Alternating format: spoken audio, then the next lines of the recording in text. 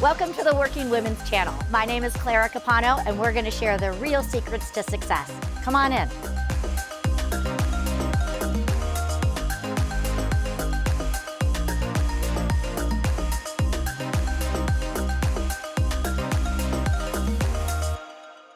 Hi, everyone, and welcome to today's episode of the Working Women Channel. I'm Clara Capano, and today we are going to dive in to understanding the empowerment that we have as strong women, and we're also going to be talking about the beauty in never settling. And today I'd love to welcome my friend and guest, Tanya. Thank you so much for coming and being with us today. Thank you for having me, and I'm so grateful to be here and just be in the presence of you and all that you do. Thank you.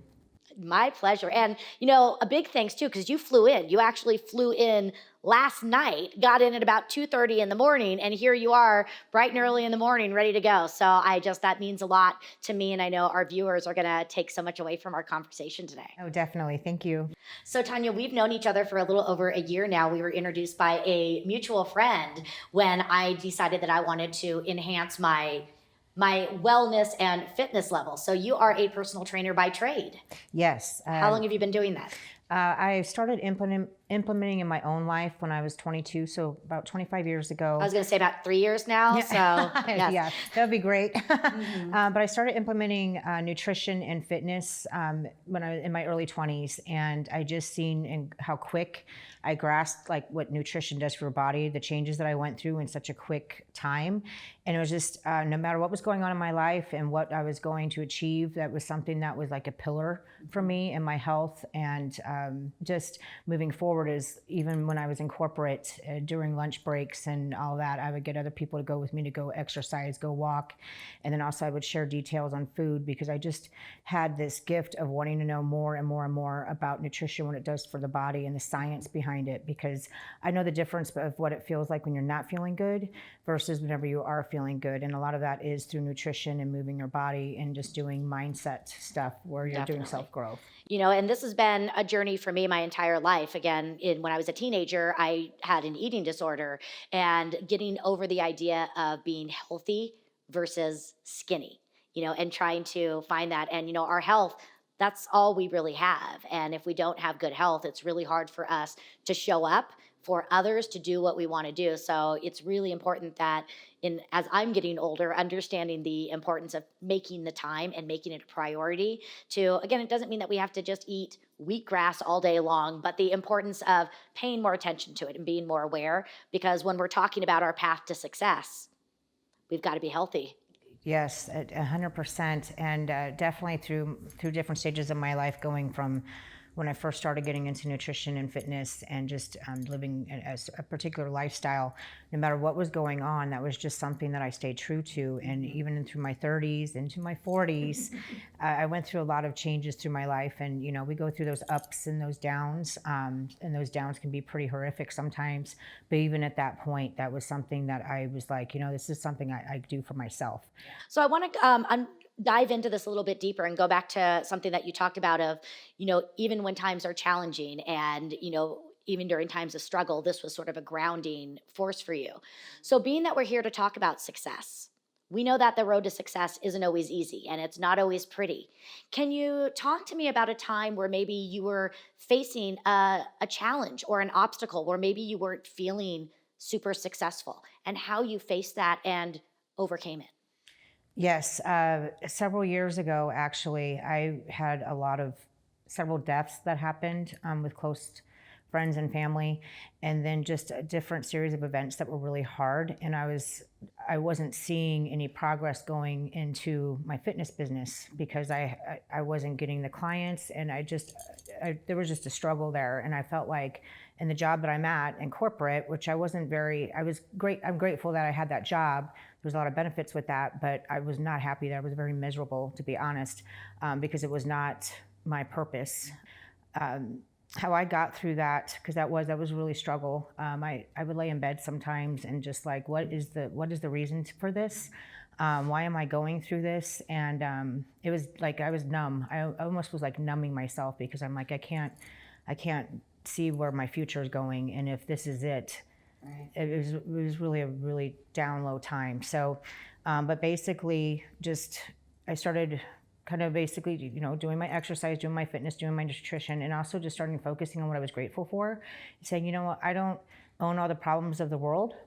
And I have these situations that are coming up, but it's to make me stronger. And with God's love and His grace, and each day got better, and each day got better. And then clients started coming in, people that could actually help. It wasn't just anybody, it was a specific type of person, a specific type of client, because I basically I honed in on who I wanted to help and who I could best show up for.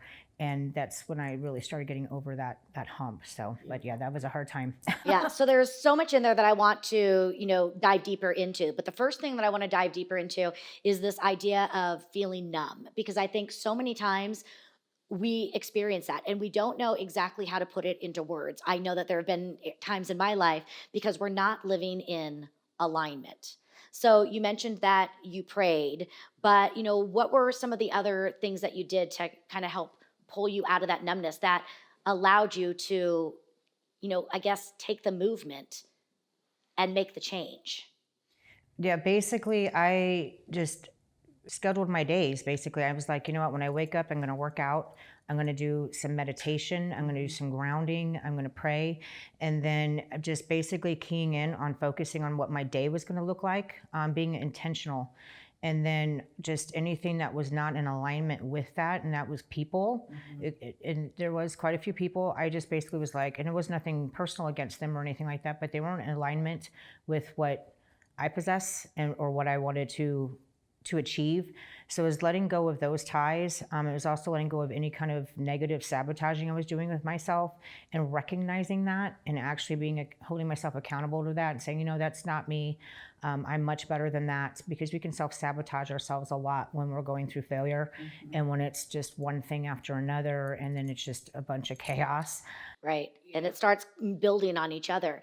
And I think it's so easy when we're feeling that numbness to just hide it behind other things. We might hide it behind food or alcohol or sleeping or whatever it looks like, but it sounds like you took control of it and you said, I don't want to be here anymore. And you controlled it by controlling your energy and controlling your time. And so using that as a way to make sure you weren't hiding and staying in that place. And that was sort of the catalyst that got you going. Yes. And, when we get energy, we get that way. I want to go back to what you were talking about of letting go of some relationships, because let's be honest, that's easier said than done. So do you mind sharing? You don't have to share the specifics of the person, but how did you do that? Because I think a lot of us have that baggage and those people that are not in alignment with us, that are not feeding our souls, and it could be time to part ways. How did you make all that happen and come to being okay with it? Yeah, I started doing that, and I go through cycles of that, and I've done that throughout my life. I did that in my early 20s, and then I did that in my 30s when I was going through a divorce.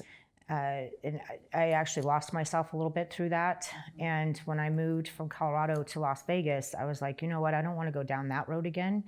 And because I did drink. I drank a lot during when I was going through that time. That was like a crutch for me. We all go through certain times in our life that you're like, wow, that was not pretty. But if I could be true about that and be honest and speak on that behalf, that can touch a lot of other women, knowing that they're not alone. Which is exactly why we're here. Yeah, exactly. So, and at that time when I moved from Denver to Las Vegas, I was like, I'm moving to Las Vegas for a reason, because my family was in Vegas as well, but also to get away from what I needed to get away from there and to make new choices and be around different new surroundings. So that catapulted me into going to spirituality, into yoga, into mindfulness stuff, to do self-care.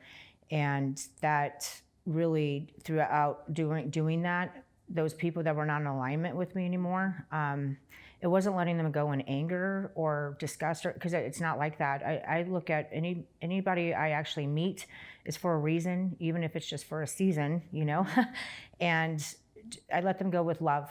And I'm like, you know what, this is not in alignment with me anymore, or this is being toxic to me, and it hurts my heart. And if it hurts my heart, I have to let it go.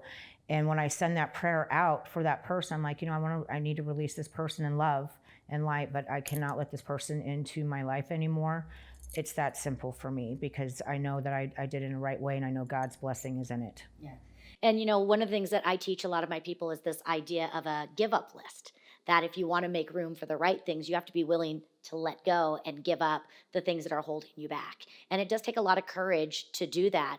But when you do it, you start to see the abundance that comes forward. So, Tanya, one of the things I want to ask you about is this concept of not settling.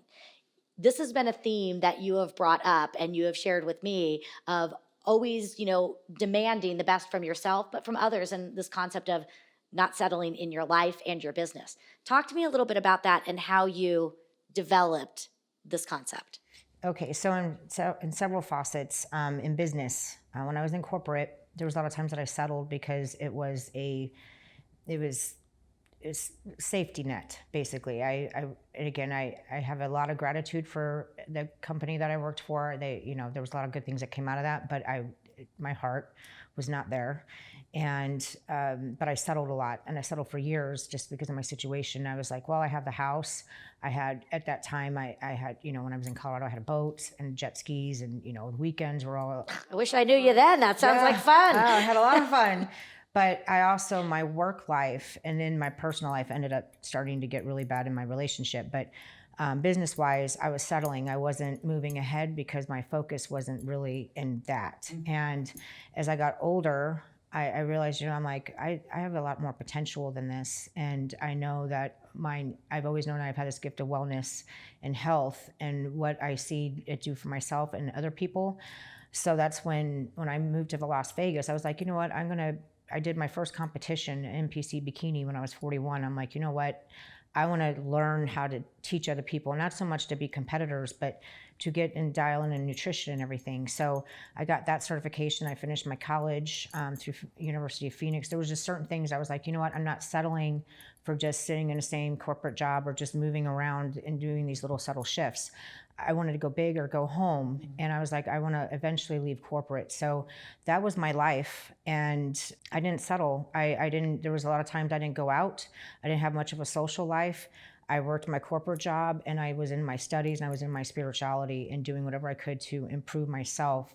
And then my personal life, as far as dating, I've been single for a really long time until recently. I've met a really nice guy and he treats me really good. So I'm really, really grateful and blessed for that. But even at that time when I was going through all that, that was not an importance to me because my number one importance was to show up and not settle anymore, because working that corporate job as long as I did, I just knew that it was draining me and it was like hurting my heart. Mm-hmm. And God had a bigger plan for me of people's lives I could touch. Definitely. So.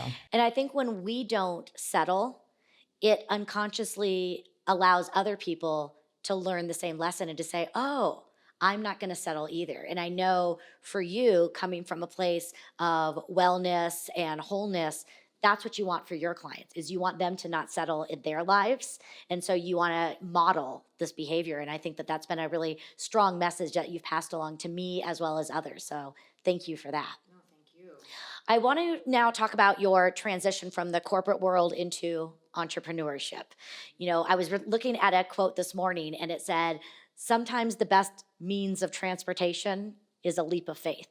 You mentioned you were hanging on to that corporate job because it was safe. It allowed you to pay the bills and it was fine, but you knew that you weren't happy. Well, you were one of the recipients of a new career when COVID hit. So tell us a little bit about that shift and how you used that, which could have been very fearful, but you used that fear of losing a job and turned it into fuel for your business. Yes. When COVID hit, I got laid off and it was a blessing in disguise. And after how many years of being with the company? Over 20. Mm-hmm. Yeah. So it was a blessing in disguise. I cried when I got because we all had to go on a call and I'm like, I'm getting laid off today. But in my heart, I'm like, this is what I've been needing. This is because, like Steve Harvey says, just jump. And it was absolutely incredible. It was really scary, but it's also that change, that transformation, just like with over the butterfly. And today is Tuesday, as a matter of fact, too, which is cool. But I I was really blessed that I had certain people come in my life that wanted my services, and then it just catapulted from there. Because each day I wake up, I thank God, you know what, thank you for this. Just do your work through me so I can be at service to others. Yeah. And I love that. And, you and I speak the same language in that idea of showing up to serve others and how when you do that, it comes back to you in the right ways. And with the butterfly, it's so true. And I talk about that in a lot of my trainings. And the truth is that success lies in our struggles. And if we don't struggle, then we're not going to be able to appreciate the success when it happens. But it is a lot of work to get there. Definitely. So, when you are looking over all of the things that you've been able to accomplish, what is something that you would say you're most proud of? Well, one of the biggest things is when I moved from Denver to Las Vegas, and I just took care of myself, and I got rid of all my distractions, because it's so easily to get distracted. I find myself getting really easily distracted even now sometimes, and I'm like, okay, I need to just take a little break. When I had all those distractions go, and I was able to heal a lot of those wounds that I had just from a lot of different things that I experienced in Denver the last couple of years I was there. When I took that time to heal, and I said no to things that were not meant for me. Yeah, I had my corporate job and bills are paid, but that fun life or whatever, that really wasn't what I'm here for. I'm here. I love self-growth. Like, I thrive on self-growth. It's not addicting, but almost addictive, but in a really good sense, because it's good for my heart. It's good for my In soul. a healthy way. In a very It's a healthy way. addiction to Yeah. have that growth mindset. Yeah, versus what I was doing. So I'm very proud of myself for that, because it prepared me for where I'm at now, and I can truly go up to another woman or someone who needs my help, and be full-heartedly there with knowledge and with wisdom and just with heart.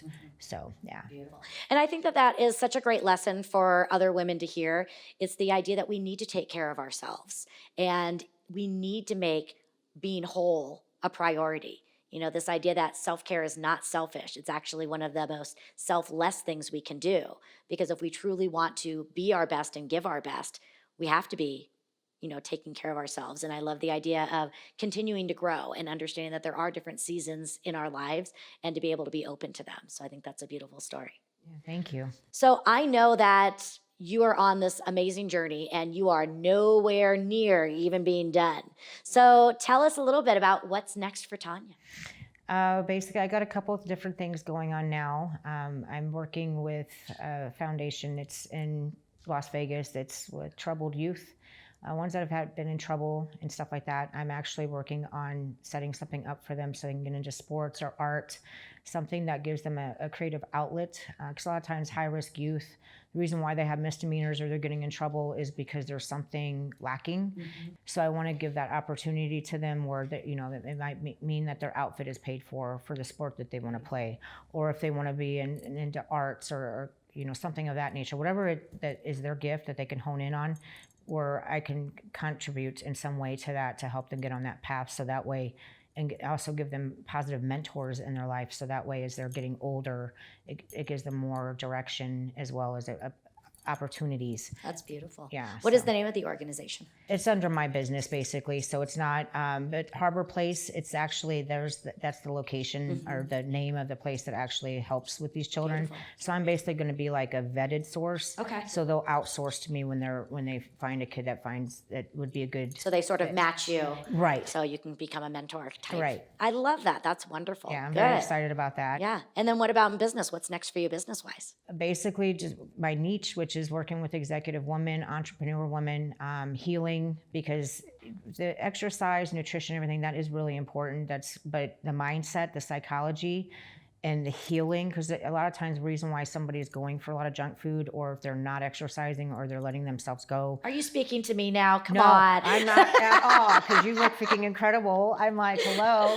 But it's just basically putting the pieces together, and wherever I can wherever those loose ends are at, I can go in and help that person tighten those up. And I think that with you and I working together in that has been one of the best things for me, because, I didn't want to be on a diet. I love food. I want to still be able to live, but I wanted to be healthy. And that's been something that you really have worked with me on, is, again, understanding the mindset behind it. What are my triggers, and learning how to be whole on the inside and healthy on the inside so that I can have it work its way to the outside. And so that's been a real gift. And I appreciate you always doing that for me as well as for the others that you reach as well. So thank you. Oh, thank you. Yeah.